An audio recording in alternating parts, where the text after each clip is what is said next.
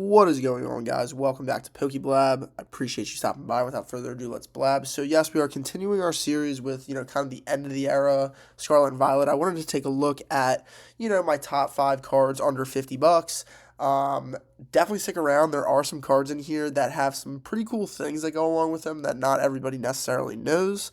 So let's hop right into it. This Infernape one, honestly, is probably the worst one in my opinion.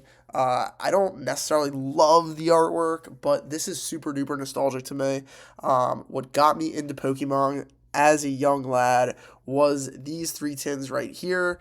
Shout out Poke Collection. I just remember getting these tins and cracking them open at day camp in the summer.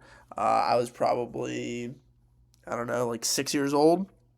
And super, super nostalgic. And the reason I love the Infernape is because it reminds me of this tin that this guy is opening right now, right? Like, if you get a better look at the tin itself, it has, like, a lot of those deep reds around the entire thing, which kind of, represented in this card. It's just like a lot of red that takes up most of the entire thing, except for his iconic blue features, which are also, pretty fantastically shown in this tin. So that's for me personally. Next, definitely my favorite illustration rare. Depending on the day, my favorite card of the era is this Metagross. I was never a huge Metagross fan. He's not even a Gen 1. It's not a Shinji Kanda. None of that stuff, but I just think that the artwork is fantastic. The buildings, the snow, the way that the artist actually puts texture into the card without using, actual 3D texture is great. I love the little snowman on the front. And this forever has been like a $10 to $20 card. Always super affordable. Definitely was part of that pump and dump phase. I mean, if you're buying this card from within like $15, maybe $20 for like a really good looking one, good centered one, you're just not in the right hobby. I mean, look, if you want to buy it for $30 and throw it in your collection, more power to you. But if you're like making a play on this, I could not imagine buying this for more than like $10. I like that there's 2 Pokemon in it. I like the color of the sky. I just like everything about it. The footprints here, the person footprints, but his footprints here, and then like the way the snow sits on this little tree or bush. I just love this card. It is fantastic. Moving on, this one. Okay, yes, it is technically above $50, but you don't need to pay above $50. Get out of your house, go to a card store, go to an event, trade somebody online, do something. You can get this for like $40. It comes out of Stellar Crown, one of the worst sets in the era, for sure. But this artwork, I love a storytelling artwork. I love a cartoon artwork. Again, most of this list is not like, oh, you need to like invest in this card. This is just kind of, me looking back at the era. I look forward to looking at these videos in, a year or 2 or 3 or 4 and seeing what I was thinking at the time, what the cards are worth then, that whole sort of thing. But as soon as this came out, I knew I had to have it. Because it was one of the cheaper sets, I did open a good amount of Stellar Crown, and I did pull a bunch of these Squirtles. So, more than any other illustration rare, actually. So, I was always into it. Before I had even pulled one, it was definitely my chase card, and I was opening a box with one of my buddies, but, it was a box that I had purchased, and he gave me a look, and I knew he had pulled it, so definitely good memories with this one. The next one is, again, a very similar kind of style in the respect that it is a kind of like a cartoonish look, but this is one of the craziest cards. If you have never taken a deep, deep look at it, there's like 20 different Pokemon on this. Obviously, you have our boy Pikachu right there, but what about Psyduck? Did you ever see that guy? Or Slowpoke? You see Mr. Mime back there?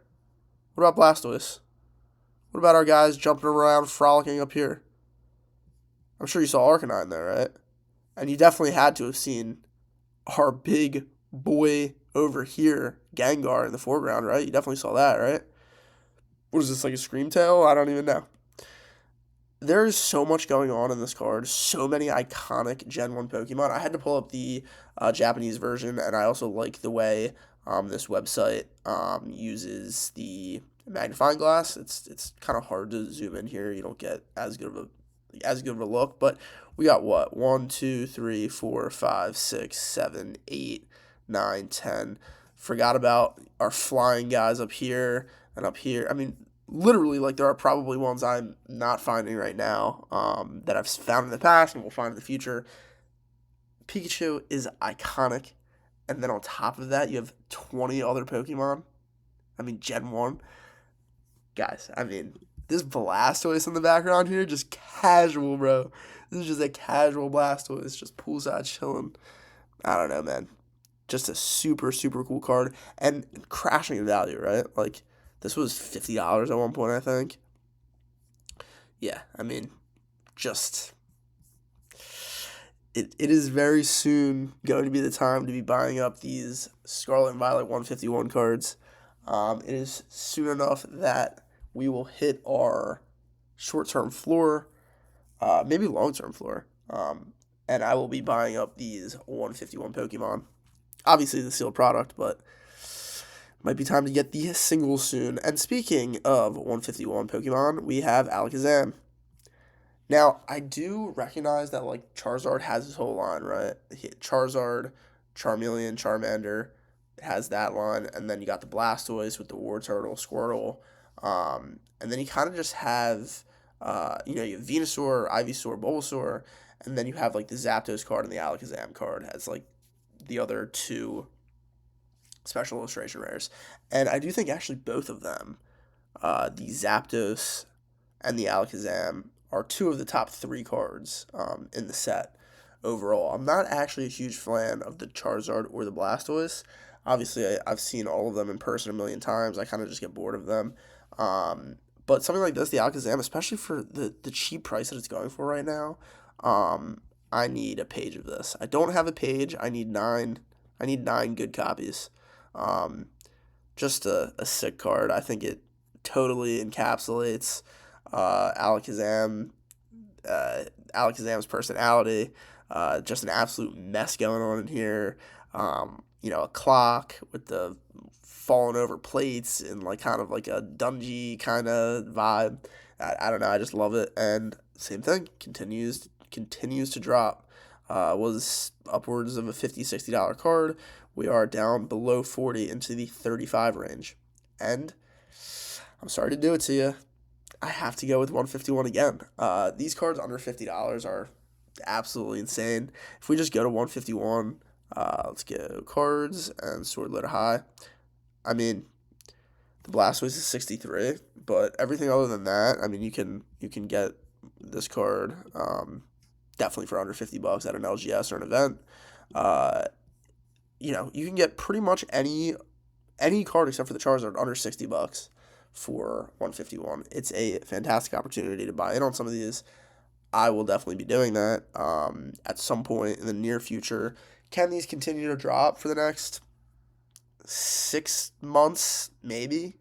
Look, they could continue to drop for the next couple of years. I don't know. Like, this is not financial advice, but the artwork is fantastic. The lore is fantastic. The nostalgia is, what do we think? Fantastic.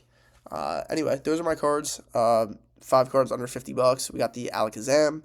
We got the Venusaur. We got the Pikachu. We got the Squirtle from Stellar Crown. Definitely not the Squirtle from 151. The one that looks like an alien creature. This is a bad Squirtle in my opinion. I'm sorry. Again, also like not a lot of detail. Just does not hold a candle to this Squirtle. Let's close all of our ancillary tabs up just so we can go quickly down the line. Oh wow, I guess I have 6. So we got the Infernape for my personal nostalgia. Metagross, just because the first time I saw it, I thought it was a great card, and I like the way that the texture is brought out, even though it's not a texturized card. Squirtle, I have good memories pulling this card. I think it's fantastic. Also, Obsidian Flames is one of my favorite sets, and we know that the promo card goes hand in hand with this card. The Pikachu, like I said, I mean, there's 20 different Gen 1 Pokemon on this card. Do I wish there were no people on it? Kind of. I just want the Pokemon. But that being said, I mean, this is kind of more of one of my recent favorites, just because it's when you see it in person, and I like something that is kind of easy to read, but also you can find just new details that you've never found before. So that's definitely happens there. Alakazam, this was kind of always my personal chase in 151, and also one of my favorite Pokemon growing up from Gen 1. And then the Venusaur, I think it's probably the best Venusaur we got, maybe ever, except for the XY promo. That XY promo is ridiculous. We do also have some very good cards coming up in Mega, in terms of, Venusaur, Ivysaur, Bulbasaur, other Gen 1 Pokemon. So definitely looking forward to that. Appreciate y'all stopping by. We'll definitely have some other kind of end of the era content coming out too. So if you like that kind of stuff, smash that subscribe button, and I'll see you guys in the next video.